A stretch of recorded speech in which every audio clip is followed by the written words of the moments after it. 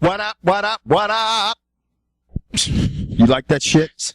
Somebody's teams must have won this weekend. Yeah, but we'll get to that later. Let's talk about the NCAA football shit that's going on. Your team's even won an NCAA too, so. I know. I was excited as shit, man. I hope you guys like the fucking dick that's right by my mouth because I had to go to this mic because I can't believe how many people complained about the sound. After George, I told them the sound is fucked up, but they were still like, you know what? Let's just fucking just piss in Kevin's ear about this shit. So you know what? Trust me, it was a piss and moan party this week on YouTube. You guys suck. Somebody even took us the time to write us a personal message and let us know how bad we suck, but didn't provide any evidence. Just said you suck, which are always my favorite ones. Like, why did you bother to waste the time telling me I suck if you're not going to tell me why you suck? You know, I don't know if you people out there, if you're new to our show, because we've been doing this shit for like 6 or 7 years, we already know we suck, okay? We don't really need you guys to, I mean, if you want to tell us this shit, then feel free to, but we already know we suck. So, moving on to that, let's talk about a team in college football that does not suck, and that would be the Tide, because those motherfuckers are rolling like shit.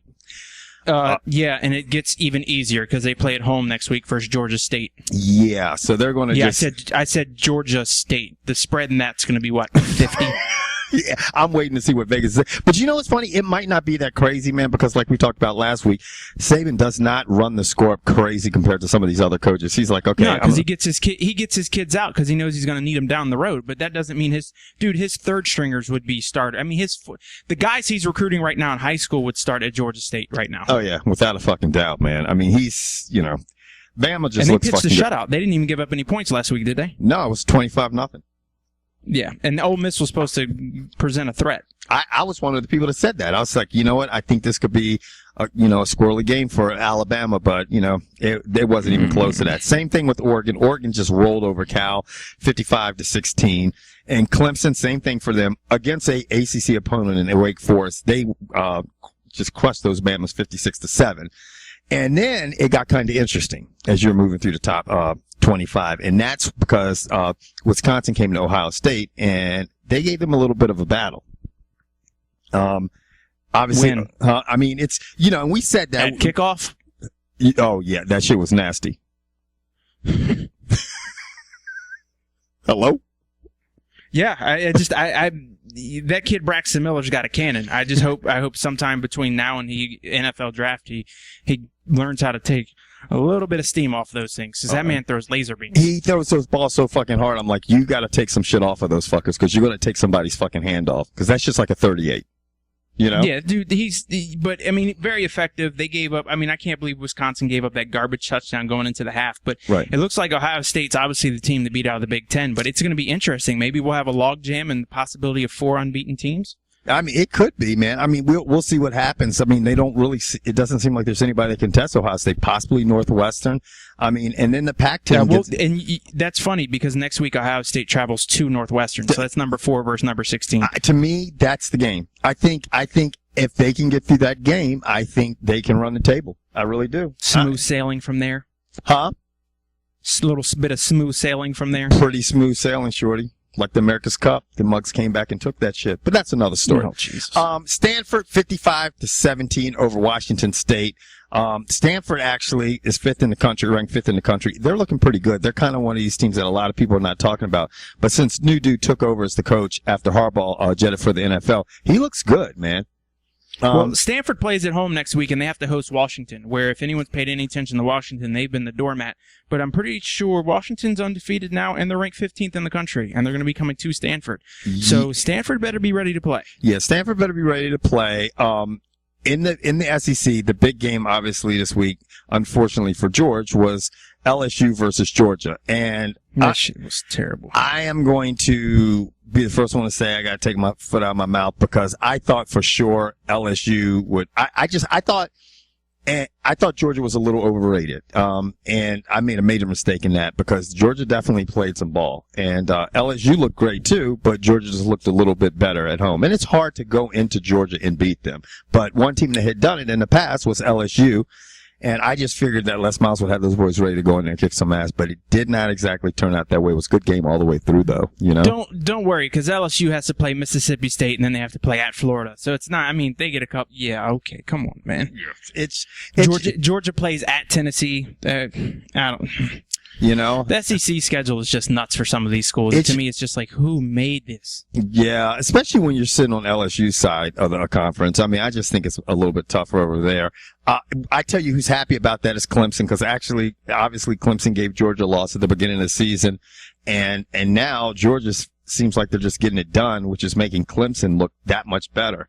Right. And like you say, Clemson's sitting pretty at 3, and they play at Syracuse. So this is going to be Syracuse's welcome to the ACC game. Exactly. They're going to put it on that ass. Now, Syracuse is going to get housed. Oh, yeah, they're going to get fucking just destroyed. Another big team in the ACC, Florida State. They had their fucking worries at first at Boston College, because they were in Boston, and fucking Boston was up, 17-3 on those bitches? Yeah, and then Florida State decided, okay, it's time to play. And that freshman quarterback they got is nasty. Yeah, they put on the afterburners after like the first quarter, and then they quickly changed that around. Ended up getting out of there with a 48-34 win. Texas So A&M, Kevin, on October 6th at noon, where are you going to be, buddy? Oh, you mean October 5th at noon? Yeah, October 5th, my bad. October 5th at noon, I will probably be in downtown Bethesda getting my drink on, shorty, because I don't go out to watch college football for fear that I might get in a drunken stupor. But you know what? I will have to do it this weekend, because I'm excited to see, and to me, you know, Maryland broke. We're talking about the Maryland Terrapins go to Florida State to go take on the Seminoles. They're in the top 25 now in the AP poll. In the ESPN Power Rankings, they're ranked 23rd, but they didn't break the top 25 in the other polls. But I still think, even being a Terrapin fan, that they gotta go there and prove that they can beat the fucking, you know, the top tier teams in the ACC. This is a perfect time to prove it. You gotta go into Florida State and beat them. If they can go into Florida State after fucking shutting out WVU, then I think most of the country would be convinced that Maryland is probably a top 15 team. You know? Yeah, this will catapult them, I would say, almost into the top 10. If you go at Florida State and you beat them. And you're 5-0 and you shut out WVU, most people, and Maryland has beat everybody pretty handily. Actually, their biggest test to this point was UConn, and UConn's coach just got fired. So, right. Well, they haven't won a game all season. They haven't won a game all season. Now, Texas A&M, I wanted to talk about your boy Johnny Manziel, because I know he's your favorite person in the whole fucking wide world, George. They're getting it done. They beat Arkansas in Arkansas. Manziel obviously had another good game. He's a fucking highlight reel. What do you think? Do you think he can win the Heisman again this year? Well, with the way these commentators talk about him, they say he's the most electrifying, entertaining player to ever play college football. I don't know. Or at least they say he's the most electrifying, entertaining football player this year. And I guess that's what the Heisman is now. It's who puts on the best show, because I always thought it was college's MVP. Yeah, I've looked at it like that too. Like, who does? And one of the comments that was made earlier this season is, I won't vote for A.J. McCarron because he has too much talent around him. You know what, George? That's fucked up and not fair. And like, if I'm telling you right now, if I was on the Heisman voting committee, and one of the voters who is, it's Robert Smith, the guy who used to play running back for the Vikings and I think went to Ohio State, sat there and said that. He said, I will not vote for A.J. McCarron because he has too much talent, but I would vote for Teddy Bridgewater. And I don't know, but Teddy Bridgewater is putting up video game numbers against Sisters of the Poor, Desperate and Departed, and every other rotten college in the universe. And he said he'll vote for him because of the stats he's putting up, but A.J. McCarron won't because he's got better talent, but A.J. McCarron plays against better talent week in and week out. I would take his vote away. I'm like, I can't believe he said that shit out loud. You know what's fucked up? I agree with him, man. I look at fucking what Bama has around, and it just reminds me of so many of those motherfuckers from USC that fucking won the Heisman. And then they got to the pros, and they stunk shit. And you and I always talked about it, people like Lionheart and fuck all these guys that, you know, Sanchez, that were studs at USC, and you were like, you have the best fucking line in the fucking Pac-10. Alabama has, obviously Alabama doesn't have the line that they had last year, but it's just so, you have every fucking top recruit pretty much in the country wanted to go to Bama because they're on a run right now. And you look at them, and you have to obviously ask yourself, do you think McCarron is going to come into the pros and make that much of an impact? No, but when's the last time an Alabama player did? Yeah, and I think another player you got to say was this. People would go crazy about Tim Tebow, you know, and people forgot all the fucking talent that Tim Tebow had around him in Florida when fucking Urban Meyer was there. They were fucking loaded with talent, and everybody's like, Tim Tebow is the second coming of Jesus. He's fucking great. He's awesome. He's going to get the Heisman, blah, blah, blah. And you know what? we saw how much of that was everything that he had around him. You know, but with that said, I don't think you and I, if we were honored with being ever down the road, maybe when we're 1,000 years old, somebody caring about our opinion on the Heisman, that we'd announce it to the world who we would or wouldn't vote for and make it. I mean, I don't see how you can get away with that. No, you're right. I don't see how you can say that shit out loud. You might be thinking it, but it's one of those things that just should never come out of your mouth. No, you know what? You're fucking absolutely right about that. That was just stupid. I mean, you don't go out there and you don't put your shit on full blast and tell everybody. And to me, it's not fair to pay. I mean, yes, I understand why somebody wouldn't vote for him, but I don't think if it's stats driven, and that's my problem with that award. We never know what that award is truly for. Is it the most valuable player on his team? Right. Is it the guy who's had the best career? Because sometimes you'll have a senior in there against a senior against a sophomore, and you're talking about what the senior's done his whole career, but then you're talking about what the sophomore did for one season. So is it a season award? Is it a career award? Like, they need to make that award more clear-cut as to what they're looking for. And then my thing is, if A.J. McCarron puts up crazy stats and then goes undefeated in the SEC, I don't see how you can't give it to someone doing that. I'm just saying down the road. It's a fucked up award. That means nothing. It is, to me, I always look at subtract the player from his team. Where does his team stand? That's how I've looked at it. Like, if you take... Do me a favor. Tell me Alabama's backup quarterback. I mean, you know what, George? I couldn't tell you the backup running back, the quarterback, but I will tell you this. I know they're good as shit. I know that backup quarterback might possibly be able to start on another SEC team.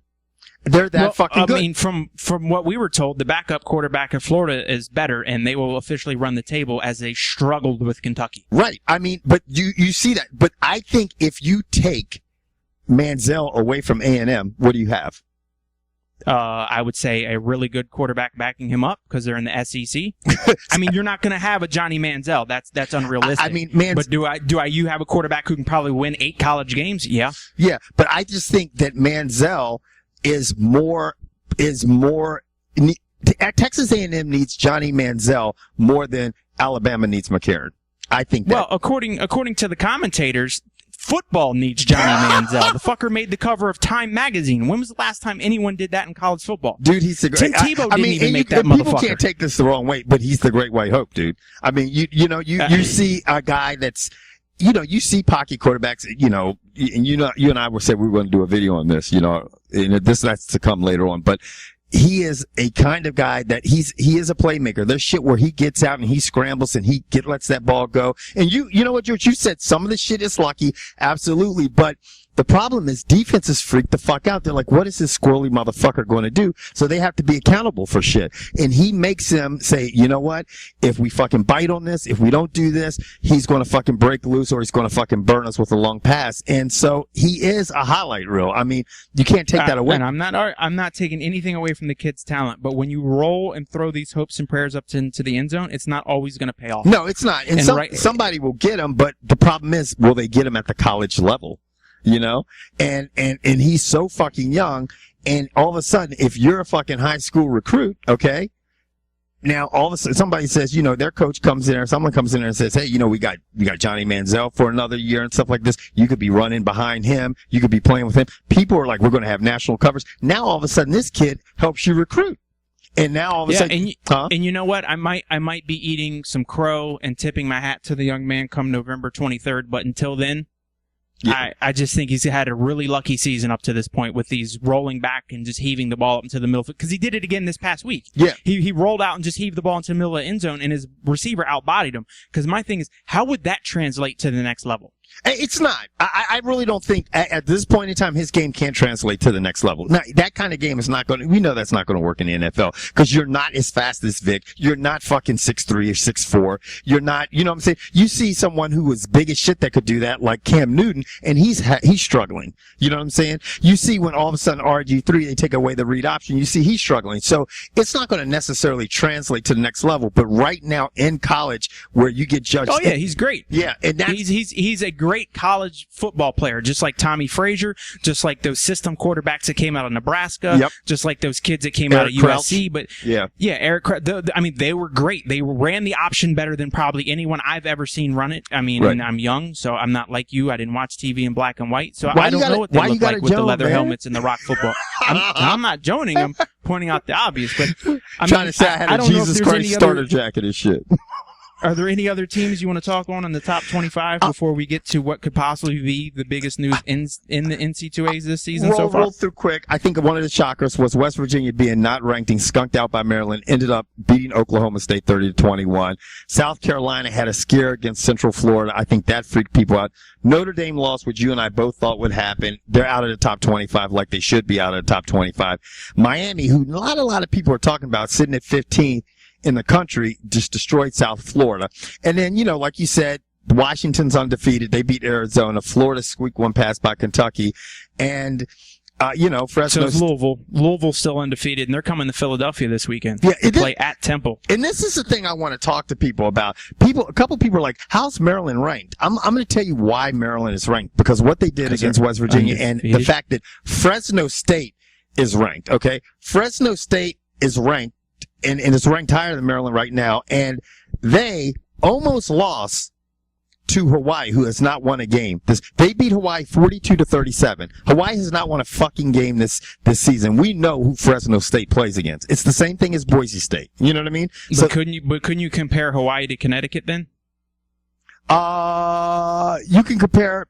Yeah, you could do that. You could say that. You could definitely say that. I'm just playing devil's advocate because I'm not there right next to you, so I got to kind of be a dick from a distance. Well, you could. So I mean, I think both of those schools have had teams that they probably should have handled, but kind of mightily struggled with. But put it this way: Maryland's going to have a bigger test this week than Fresno will all entire season. Yeah, and the other thing that you have to remember is who Maryland's beat. They beat WV. Right. And Fresno State has beat no one. And the team that they had a problem was their coach's former team, who they had one of those guys coaching it, UConn. I mean, they played him in UConn, and it's Randy Etzel's former team. So all his staff is there. So that's, I mean, I can't make excuses for it, but I don't know. Fresno State, I immediately think Boise State. Now, well, you want to know a school that was tired of hearing excuses? Maybe USC. Yeah, Pat Hayden was like, fuck this shit. Yeah, and I think that was the right call. I kind of agree with a lot of the prognosticators and say I would have gotten rid of Kiffin last year. Mm-hmm. When you go into the season as the number one school in the nation and you finish 7-6. Yeah, I just you can't. I'd buy. See ya, George. Deuces. It is, like you always famously say, kick fucking rocks. I thought he should have been kicking rocks last year with everybody else. I never understood this. And George, you pointed out that he was the offensive coordinator a while back at USC. I never understood why he got a job in the NFL. Because when he did that, he had his tenure in the NFL. It sucked. And then USC brought him back. They sucked. He wasn't bringing anybody in. There was nothing that Lane Kiffin ever did. There's a lot that his father did, but there was nothing that Lane Kiffin ever did. Dude, even his dad bailed on him after last season. Yeah. His dad chucked the deuces and said, nah, good luck, son. Patted him on the hiney and said he could see the writing on the wall. Right. He could see the recruits in the upcoming schedule. And if you can't win 10 games with Barkley as your quarterback and that loaded team they had last year. Yeah.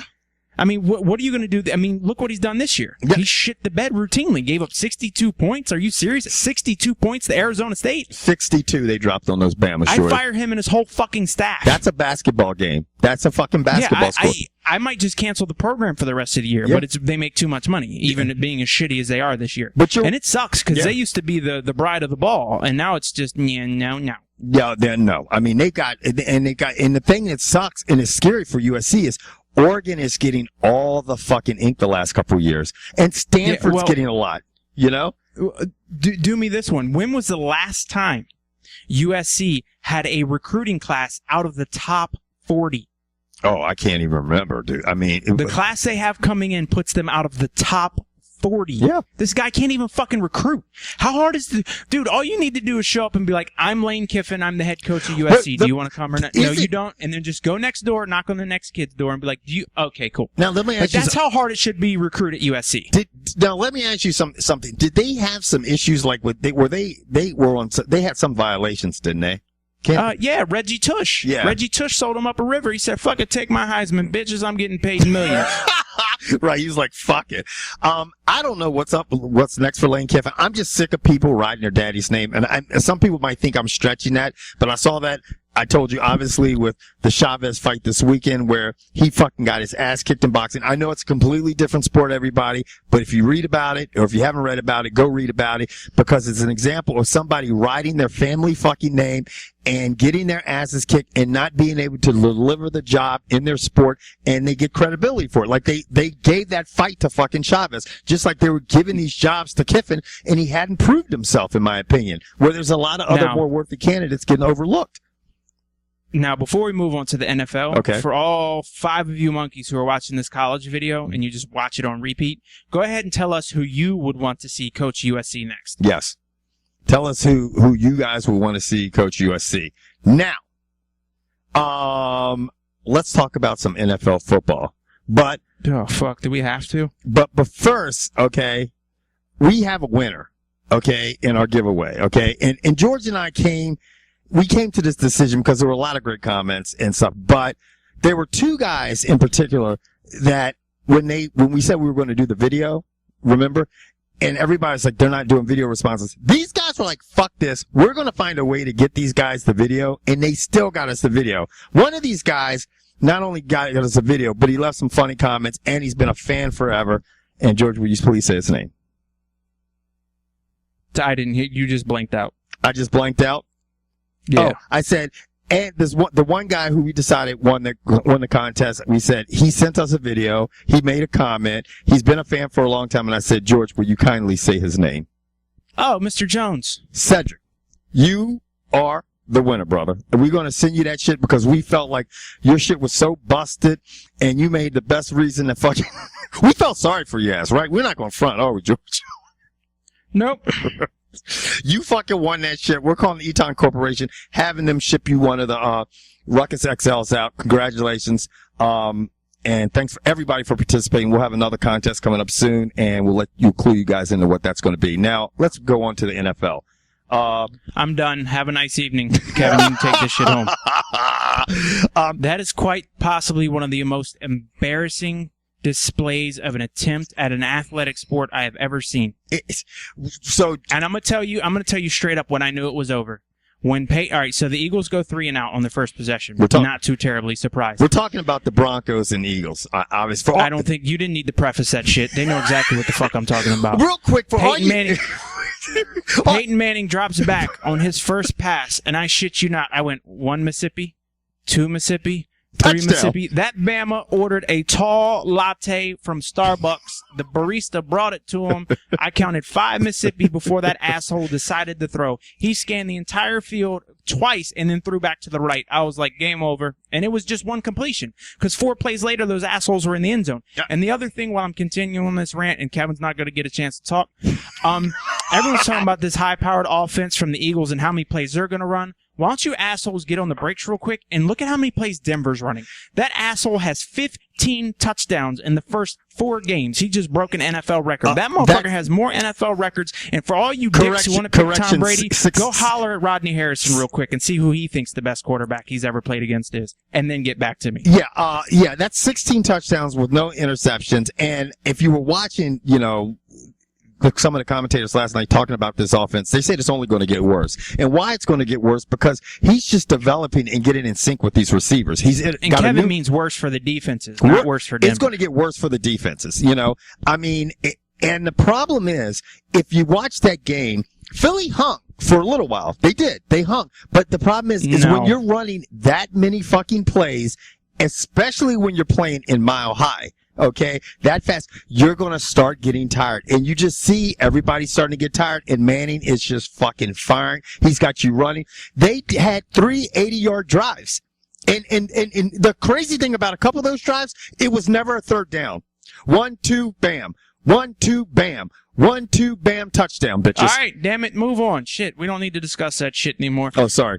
Anyway, Denver and all you Cowboys fans, don't think your shit just going to get real fucked up because Denver's coming to Dallas. Denver's coming to Good Dallas. Good luck. Yeah. Because all that's going to happen is that big country retard's going to stand there and go, Omaha, Omaha. So the ball's going to get snapped. Your boys are going to be spinning in circles, and he's going to complete 97 more passes, and y'all motherfuckers going to lose too because you rotten bastards lost to San Diego, and so did we, and I don't care. He was yelling Omaha, and he's fucking yelling Papa John, too. That was the center. I watched the video on that Did you today. see The that center's shit? call. Yeah. The center yells Papa John. He yells Papa John, man. And motherfuckers start thinking about pizza. And next thing you know, the fucking wide receiver's behind him. Anyway, it was a mess. It was a complete fucking mess. Let's talk about how your boy Phillip Rivers picked apart fucking Dallas, man. Because I have a friend, she's a diehard Cowboys fan, and she was talking so much shit when the Cowboys were up on San Diego and the Skins were getting destroyed 14-0 to the Raiders. She jinxed her team because she spoke too soon. And Kat, if you're watching this video, I'm talking about your ass, Kat. That's right, okay? And you know what? She disappeared. I haven't talked to her ass since the game's over. That's what Cowboys fans do. They talk all that shit and then they just whoosh. Mm-hmm. Like Casper the Ghost, shorty, they're just gone. Gone. Like George says, they got to travel to. Do they go to Denver? Or does Denver goes to Texas? I believe. Denver's going to Dallas, and San Diego's headed to Oakland, which should feel like a scrimmage. I don't know if Oakland will ever win a game. I mean, they won a game already this year, Oakland. Did they? Yeah, they beat the Jaguars. Who the fuck lost to Oakland? The Jaguars. Oh, that don't count. And you know what's funny? They actually played Denver, and they only lost by like 12 to Denver, which was surprising. Well, that's because it's a division game. Yeah, I mean, they know each other. So, I mean, I think that's so strange. Yeah. That shit is just so strange. Yeah. Denver's out there beating the piss out of everyone. Maybe, you know what? Maybe Oakland's a little better than I'm trying to give them credit for, but it just seems like Darren, like, I think it's time, and this is going to sound strange, it's time to trade Darren McFadden. Darren McFadden has not played 16 games in his entire career. Dude, he is way he's got worse a tweaked hamstring. He went out of that game, and they don't think he's going to be available for next week. As good as he is, trade him for a draft pick or two. Oh my God, dude. And he's built like a brick shit house. You would think nothing could stop that guy. He's like, his physique is crazy. The wind is stopping him right now. Yeah. He gets hurt getting out of bed. Like, he cannot stay healthy. Ow, my ankle. Yeah, I mean, you're right about that. He's a big problem. Terrell Pryor being out, obviously. We'll move on to the Oakland Raiders, the Redskins game. The Redskins got to win. They were supposed to get a fucking win. The only thing that came good out of that game is that the defense looked a little better, but of course they looked better against just a terrible Oakland Raider, offense that had their second string Matt Flynn starting. So, I mean, it's great. I'm glad we're winning, and we're in the NFC East where one win can actually make you be one game out of first place. So that's great. But otherwise, first not team impressive. to 4 division wins is going to win that division. Huh? First team that wins 4 games in division is going to win the NFC East. Yeah, that's you call it. You're exactly right. Let's move on to the game Thursday night. That was the 49ers playing against the Rams. Kaepernick looks like he got a little bit, he's struggled a little bit. I mean, he's 15 for 23, had 167 yards with 2 TDs. But you know what? All of a sudden, you don't see them doing that read option as much. He's doing the same thing that the Redskins are doing with RG3. They don't have him moving out. They're like, okay, we can't take a chance. And now, all of a sudden, these guys are not, and this is what you see, George, how many times, and believe me, I'm a huge RG3 fan. I want to see him do better than any fucking quarterback. But it's funny how no one talked about Andrew Luck, and everybody said how highly recruited he was, and now you see what's starting to happen in Indianapolis. You know what I'm saying? Mm-hmm. He's slowly fucking putting things together, and he's here's in my opinion how you beat Kaepernick and how you beat RG3 right now at this stage in their career.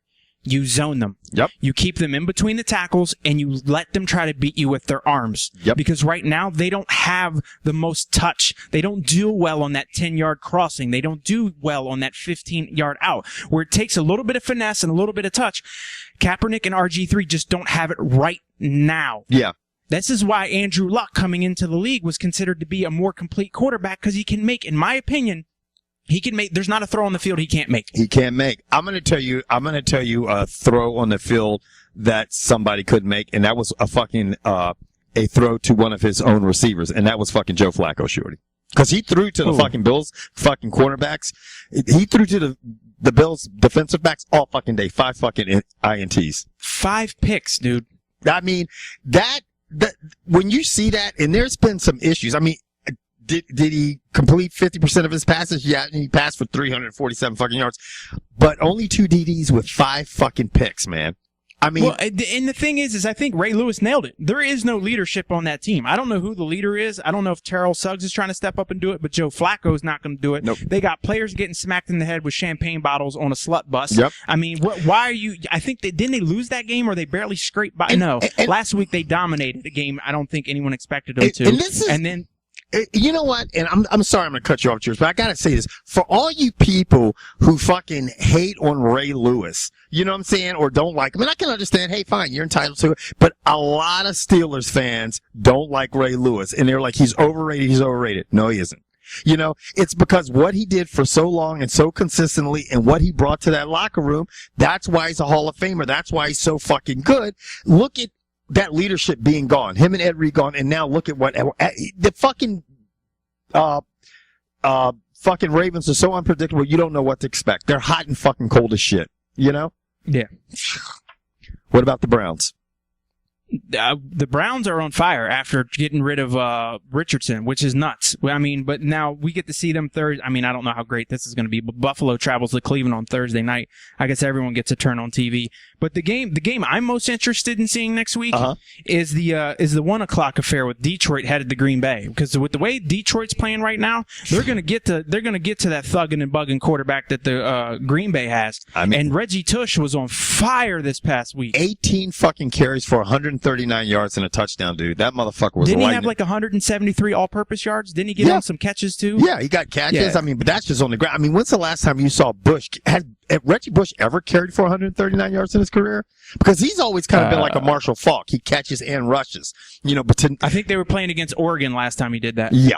I mean, but the Bears all of a sudden looked vulnerable, and now all of a sudden the Lions are looking fucking good. I mean, they're 3-1, and I'm thinking, shit, I'm not too bad. I'm not too upset that the fucking Redskins lost to those motherfuckers. And I'm going to tell you what, the other good 1:00 game, and this is shocking to say it, is going to be the Kansas City Chiefs traveling to the Tennessee Titans. And I know Locker got hurt. What amazes me is I looked at the play, and with these new pussified NFL rules, I'm not going to be surprised if they do end up finding one of those defensive linemen for the Jets, because the first guy hit him, he's on his way down, and then the second guy hit him too. I'm thinking the second hit, not necessary. The first hit, okay. So don't be surprised if one of those Jets defensive linemen gets fined, and they're expecting Locker to be out 4 to 8 weeks with a hip injury. But the Chiefs are on fire, and Tennessee, it looks like they're just finding a way to win, which is amazing to me. You know what? I mean, the Chiefs... You know, and I think it goes back to Andy Reid, man. I mean, you know, and Alex Smith has been pretty consistent. This week was the first time he's had a little bit of chink in his armor, chink in his armor. And it's you mean he had a Jeremy Lin in his armor? Pretty much, you know. That's why I said kink at first. But anyway, but you know, he had 2 picks, but you know what? They're getting it done in Kansas City. You know, they have a great running game. They got a decent passing game. They've got an incredible defense right now. They got the best defense in the league, and a lot of people don't see that. So many people are talking about Seattle. They're sleeping on Kansas City's defense, which is fucking nasty. Well, Seattle got by on the skin of their teeth in an overtime game, but I think that just shows you how resilient that team can be when they were playing against Houston. But I don't think they're getting a week off. They got to travel to Indy.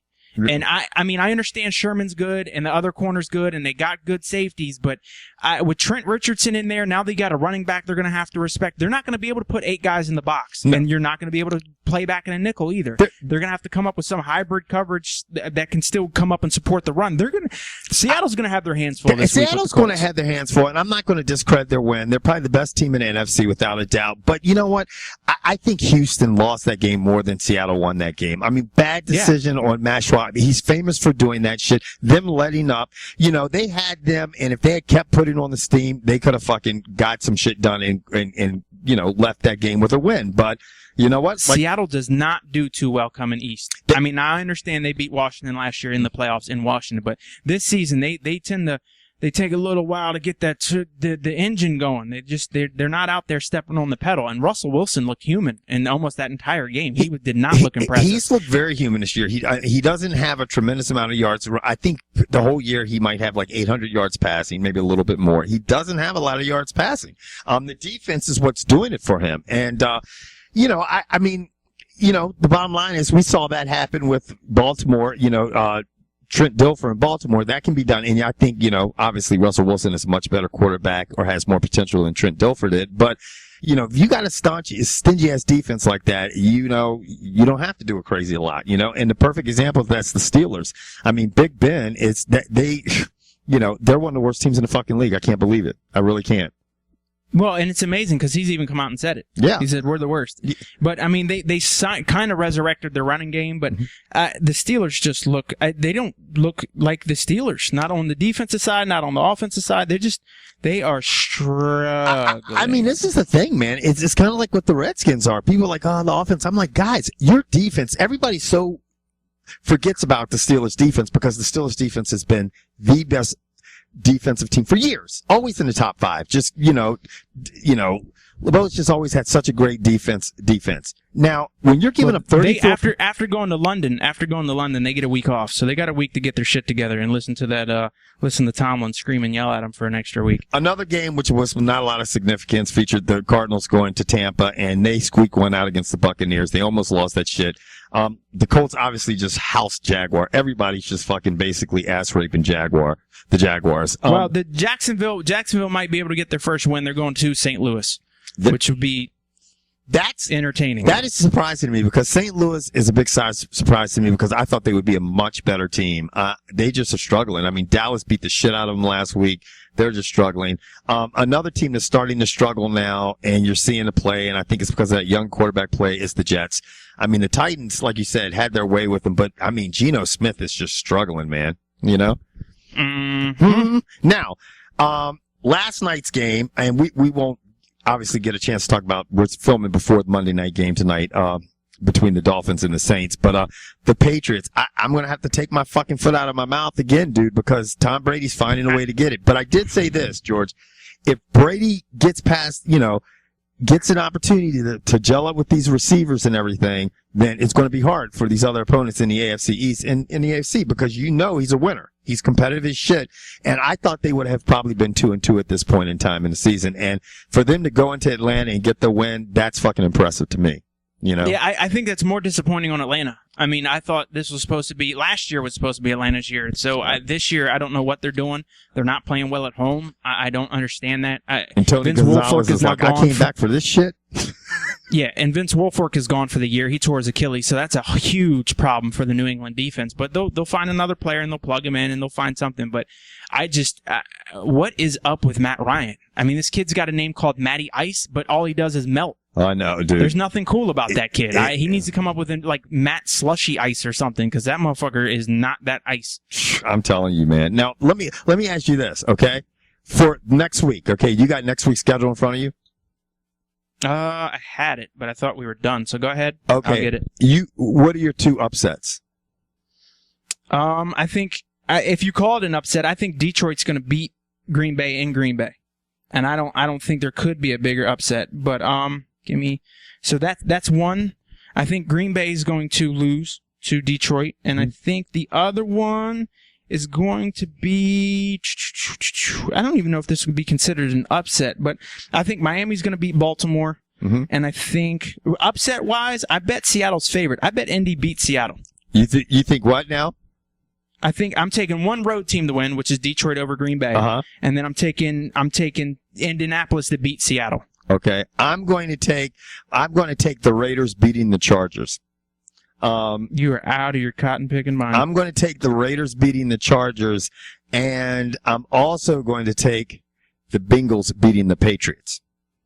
See, I don't view that as an upset, to be honest. I understand the Bengals just lost to Cleveland in Cleveland, but I think Cincinnati's going to get up. I think they might have been overlooking Cleveland and not giving them enough credit and focused maybe on New England too much. But I'm with you. And to me, that's not an upset. I don't give a shit what the point spread says. Right. And this will be the test. This will be able to see where the Cincinnati Bengals are and where they're headed. If they win this game, this is a statement game for the Bengals, even coming off a loss to the Browns. Exactly. Yeah, so they need to win this game. They definitely do. They definitely do because they definitely don't because they're still in that division's like the NFC East. So no, their division's weak as shit. I mean, you're looking at the NFC East and in that division right there, you could possibly get into the playoffs with a losing record. Well, the crazy thing about it is that you look at the New York Giants and the Pittsburgh Steelers are both 0-4. Okay, and do you realize those 2 teams, okay, are one's in the NFC East, and the other one's in the AFC North, right? Those two teams, which are 2 weak divisions, those two teams are responsible for 4 Super Bowls in the last 8 years. Isn't that crazy? They have won, between those two teams, half of the Super Bowls in the last 8 years. Well, I think right now they should play each other for the Tidy Bowl. Yeah, it's the shit bowl. Anyway, everybody, we're getting the fuck out of here. Comments below. Congratulations, my man Cedric. You have a Eton XL Ruckus. It will be shipped to you. Later. See you, George.